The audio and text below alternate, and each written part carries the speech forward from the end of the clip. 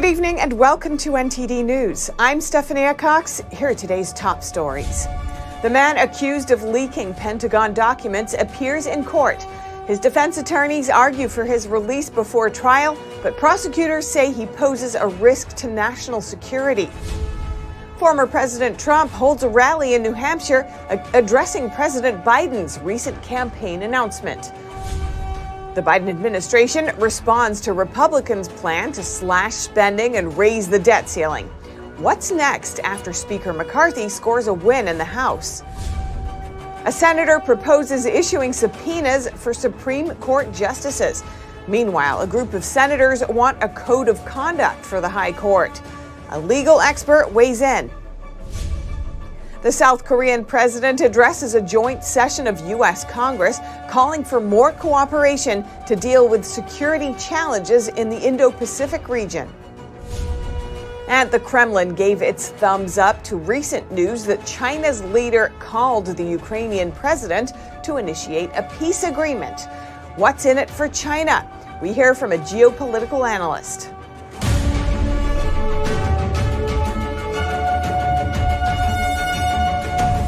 The Air Force National Guardsman accused of leaking highly classified documents appeared in court today.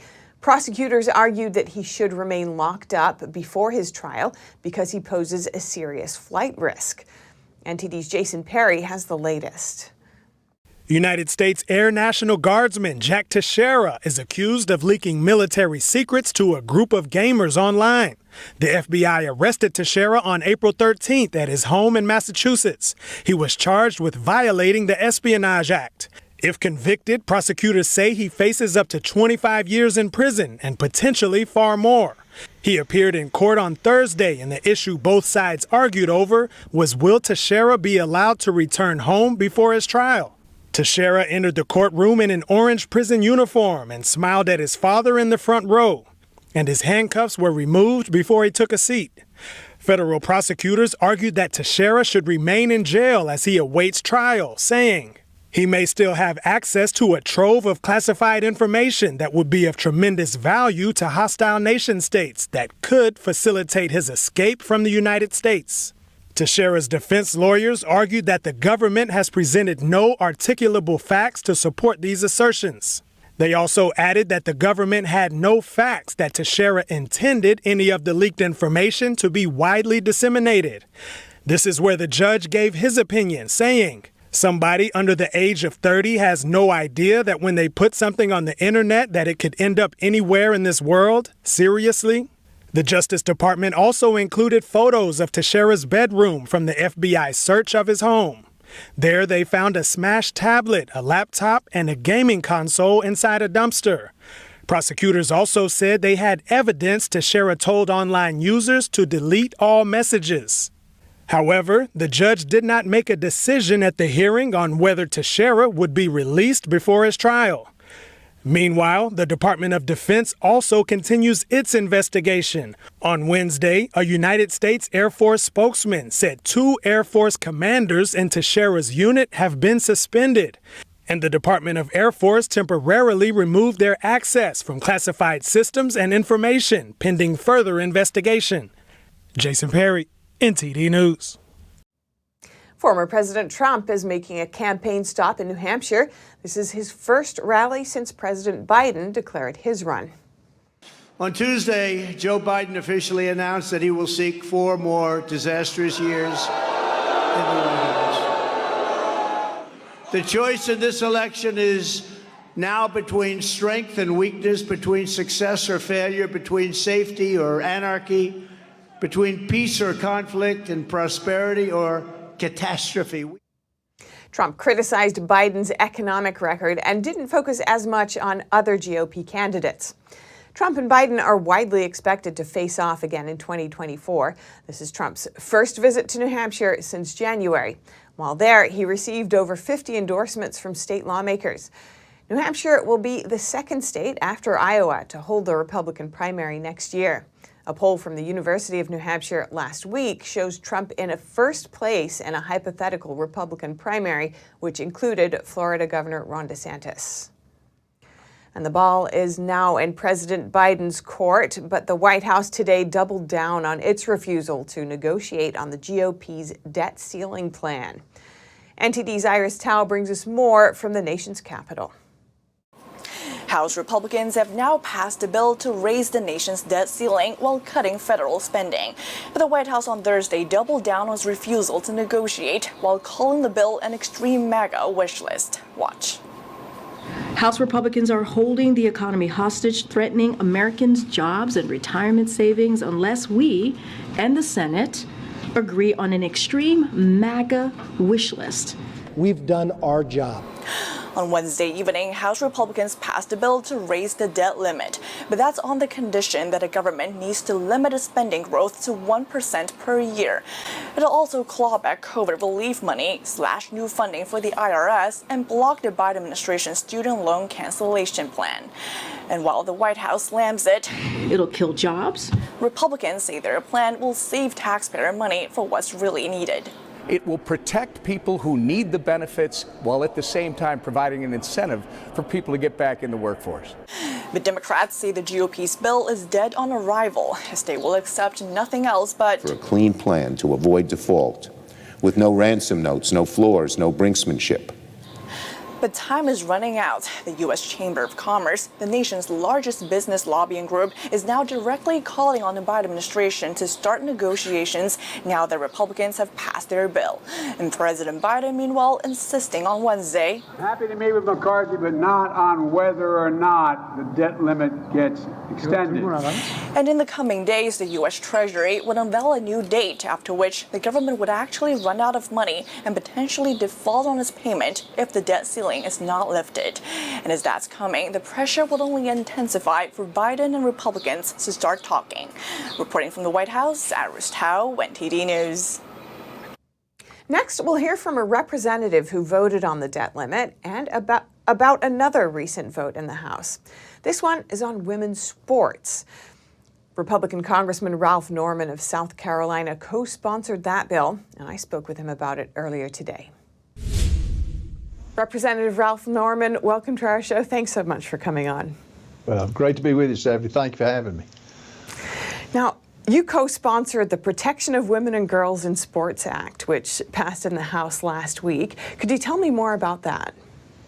Yeah, the plan or the bill was to not allow biological men to compete in biological women's sports.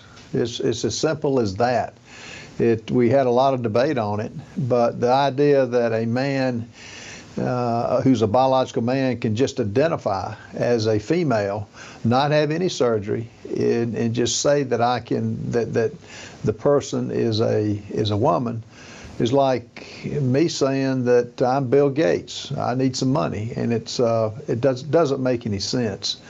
And the fact that we even having the discussion in the House of Representatives with all the other problems is amazing. But it was brought on by Riley Gaines, the Kentucky swimmer, who Leah Thomas, who was a biological male, won against, who was ranked, by the way, 464th in the men's competition, who entered the championship with her and beat her and took the trophy, which was so unfair.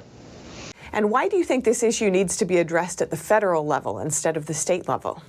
Well, the states, it really is a 10th Amendment issue, but the federal government has gotten involved in every aspect of our lives, and the states were scared to do anything for having to go to court and defend it. And so it was easier just to put it into law and end it once and for all. And so I think by setting this benchmark will be good for the states to follow. And there's a whole other host of issues. It's not just that the states are dealing with, and it's not just the sports. We have situations in South Carolina where biological men claiming to be transgenders are in female bathrooms. That's wrong. So there's a host of other issues that will stem off what we did, but we made the first step. And on another topic, the national budget, the House has just passed a bill to raise the national debt. So we may be at a crossroads here. What are your thoughts on that? We are at a crossroads. We're at the end of the runway when it comes to the financial viability of America. I wasn't sent to Congress to bankrupt this country, and economic security is national security. And everybody will agree that we can't keep the path of increasing the debt that is now $32 trillion. We can't keep spending with no offsets. The hypocrisy of this administration to say they cannot cut $1 off anything. The president is on record. He wants a clean debt ceiling, which means no cuts. So he won't even cut $1. It's an insult to the taxpayer, and it's an insult to the viability of America. And this goes a long way to attempting to solve our debt situation. And they never thought we could get there. That the Republicans could get enough support. We did. And the plan that we put forward for the Senate is to agree with it, or it'll be on the Senate if this country cannot meet its debt and it goes into insolvency. So we put something forward. It's up to them to act on it. And it's all common sense, Stephanie. None of it is, even though you will hear from, as we move forward, the sky is falling, and I imagine they will go to the very end of June and say that, they basically call 911 and say we're going to default. Well, it's on the Democrats and it's on the Senate if they do that. Representative Ralph Norman of South Carolina, thank you so much for your time. Thank you. A senator is proposing issuing subpoenas for Supreme Court justices. That's after Chief Justice Roberts declined to testify under oath. NTD's Arian Pazdar spoke with a legal expert to explore the ongoing scrutiny surrounding the nation's highest court. Democratic Senator Richard Blumenthal on Thursday said, "In my view, we should consider issuing subpoenas for Supreme Court justices, whether it is Justice Thomas or someone else, but also for other evidence." This comes after Chief Justice John Roberts on Tuesday declined an invitation to testify under oath. He sent this letter noting that testimony before Congress by the Supreme Court's Chief Justice is exceedingly rare, as one might expect, in light of separation of powers concerns, and that there are only two prior instances, one in 1921 and the other one in 1935. This comes amid increased scrutiny, mostly from Democrats, surrounding the Supreme Court's rules. Maine Senator Angus King and Alaska Senator Lisa Murkowski on Wednesday introduced the Supreme Court Code of Conduct Act. It would order the nation's highest court to write a code of conduct for itself. All they have to do is take the federal canons of judicial ethics, which are already in place for every federal judge in the country, and apply them to the Supreme Court. Matt Staver is a lawyer and founder and chairman of Liberty Counsel. He tells me the ethical codes that apply to attorneys and judges also apply to Supreme Court justices. So they've already had and always have had an ethical code under which they have to operate. That's interesting. So why do these senators then want to impose a new code? I think the senators, some of them have a political agenda. They don't like some of the decisions. They're trying to lash out and they're trying to assert control. The problem is that really oversteps the boundaries of the three branches of government. This comes after reports that a Republican donor has been inviting Supreme Court Justice Clarence Thomas to luxurious vacations for years. Thomas says he was advised he didn't have to disclose the trips because the two are close friends. However, many Democrats now say Thomas was supposed to disclose those gifts. I think Justice Thomas did what he was required to do, and certainly the rules have changed or will change in the future, and Justice Thomas and the other justices will comply with them. The Senate Judiciary Committee is set to hold a hearing on Tuesday to review the Supreme Court's ethical standards. Arian Pastar, NTD News. Chaos at the border is expected to grow as a key immigration measure expires. Today, House Republicans and the Biden administration each unveil their own plans to secure the border. NTD's Melina Wisecup has the details on these differing proposals. House Republicans tell us they're prepared to bring a border security package to the floor for a vote in the coming weeks. This package includes reforming the asylum process, restarting construction of the border wall, hiring more Border Patrol agents, among other measures. GOP leadership tells us this is the Republican fix for the illegal immigration surge. It deals with the unaccompanied alien children issue I just talked about. It deals with the Flores situation, deals with asylum, E-Verify, parole authority, and of course the Remain in Mexico policy. But Democrats aren't buying it, saying that this would create even more chaos at the border by essentially shutting down the asylum process. This GOP proposal comes at a time when Title 42 is expected to end in just 2 weeks. That's that pandemic-era policy that allows Border Patrol agents to return illegal immigrants back to their home countries. The Biden administration, since taking office, has flip-flopped between trying to discard Title 42 and making extensions to keep it in place. Now the Biden administration is warning of an expected influx in illegal immigration once this pandemic-era policy does come to an end. They announced a new proposal to create more processing centers in Central American countries to reduce some of this influx. Secretary Mayorkas sent a message to cartels when he announced this new plan. Take a look. The smugglers' propaganda is false. Let me be clear. Our border is not open and will not be open after May 11th. This is a hemispheric challenge that demands hemispheric solutions. Part of that proposal is to create more processing centers in Central America. Do you think that would in any way reduce the volume of migrants coming to the U.S. border? What President Biden and Secretary Mayorkas are doing are doubling down on the failed policies that created this problem rather than working with us to solve the problem. Whenever you say we're going to create a quicker pathway into the United States, more people are going to come. And then they get here and they call home and say, hey, the door really is open. So everybody else comes. And the more that incentive happens, the wave just gets bigger and bigger. This GOP proposal is expected to be a party line vote because it does only focus on border security and does not include any immigration reform like Democrats have been pushing for. So while it is likely to pass the House in May, its fate in the Senate is an uphill battle. Reporting in Washington, D.C., Melina Weisskopf, NTD News. Russia's press secretary said today it welcomed a recent call between China's leader Xi Jinping and Ukrainian President Volodymyr Zelensky. Is China simply trying to initiate a peace agreement, or does it have ulterior motives? NTD's Arlene Richards finds out more. At a news conference on Thursday, Russian Press Secretary Dmitry Peskov said the Kremlin supported China's efforts to bring an end to the conflict in Ukraine. China's leader Xi Jinping made his first call on Wednesday to Ukrainian President Volodymyr Zelensky. Russian news agency TASS reports that Peskov said, quote, "We are ready to welcome everything that can bring the end of the conflict to Ukraine closer, and in fact, Russia's achievement of all of its goals." Last month, Xi met with Russian President Vladimir Putin on a 3-day trip. Putin has said many parts of China's peace plan are in line with Russia's approaches. Peskov told reporters that Xi didn't discuss Kyiv's peace proposal with Putin, but Zelensky was upbeat after the talk. He said in a Facebook post, "I believe that our conversation today will give a powerful impetus to the return, preservation, and development of this dynamic at all levels."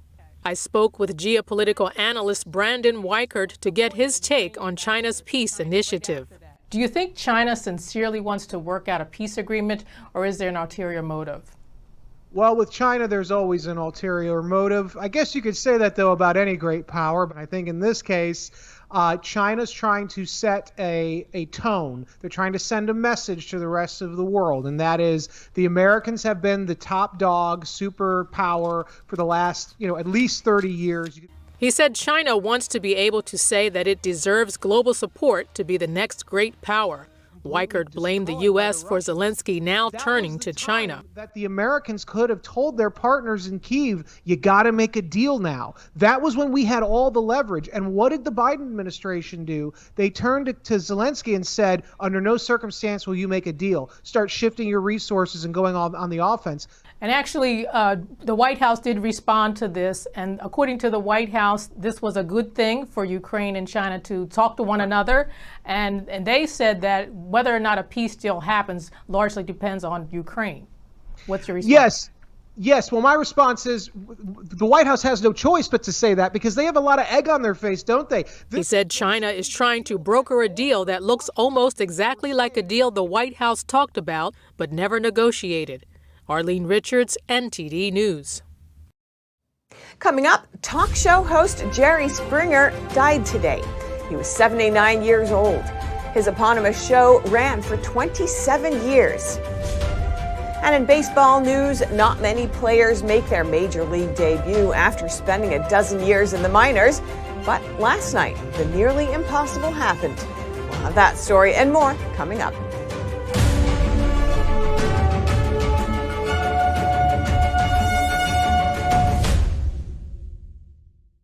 Henry Repeating Arms manufactures a line of classic American-made rifles and shotguns. With over 200 models to choose from and a wide variety of finishes and calibers, there's a Henry that's right for you. Every purchase is backed by our lifetime warranty and award-winning customer service. We invite you to order a copy of our free catalog and decals. Simply call the number on your screen or visit henryusa.com. That's henryusa.com.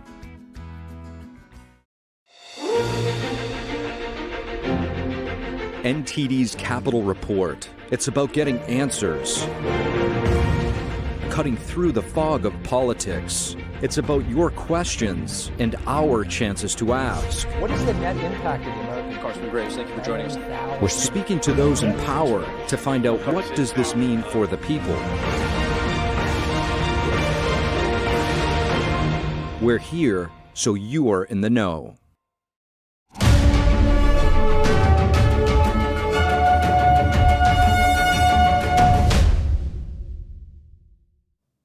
Talk show host Jerry Springer died today at the age of 79. Springer's publicist confirmed the news this morning. The controversial host is best known for his raucous TV show, The Jerry Springer Show. It came out in 1991 and ran for 27 years. At its peak, its ratings beat those of The Oprah Winfrey Show. But it was considered a symbol of lowbrow TV, featuring bickering, profanity, and dysfunctional families. Springer called it escapist entertainment, while others argued the show led to a decline in American social values. Springer served as mayor of Cincinnati from 1977 to 78. And now to sports news. Here's NTD's Dave Martin with today's top stories. Thank you, Steph. The NFL draft begins tonight, starting at 8 p.m. with the Carolina Panthers picking first. Now, they're all but certain to select a quarterback. The question is which one. Among the top contenders are Alabama's Bryce Young, Ohio State's C.J. Stroud, and Anthony Richardson from Florida. Now, tonight is just the first round, and though there are 32 teams, there'll be just 31 picks. That's because the Miami Dolphins were stripped of their pick after the league found them guilty of impermissible communications with former Tampa Bay quarterback Tom Brady and former Saints coach Sean Payton. They also lost their third-round pick for next year's draft and were fined $1.5 million. And in baseball news, a long-time dream finally came true for 33-year-old Drew Maggi, who made his major league debut last night with the Pittsburgh Pirates after 13 years in the minors. Maggi's name was finally called in the 8th inning when he came up to pinch hit, drawing a standing ovation. Known as a super utility player who can play nearly every position on the field, Maggi struck out on 4 pitches, but said afterward it was the best strikeout I ever had. Now for your sports viewing schedule tonight, outside the NFL draft, more playoff action. First in the NBA in Atlanta as Boston looks to close out the series of the Hawks up 3-2. Meanwhile in the NHL, trio of Game 5s as New Jersey hosts the New York Rangers in a series tied at 2. Tampa Bay plays at Toronto down 3-1, and Las Vegas faces Winnipeg at home looking for a win to close out the series. And finally, for you baseball fans, 5 games on tonight, including a Yankees-Rangers matchup in Texas with New York ace Garrett Cole on the mound. Cole is off to a blazing start this year, ranking 2nd in wins, 3rd in ERA, and 9th in strikeouts through 5 starts. And that is it for your sports news today. Steph, back to you. Thanks, Dave. And that's all for today's news. Thanks for tuning in. I'm Stephanie Cox. Good night.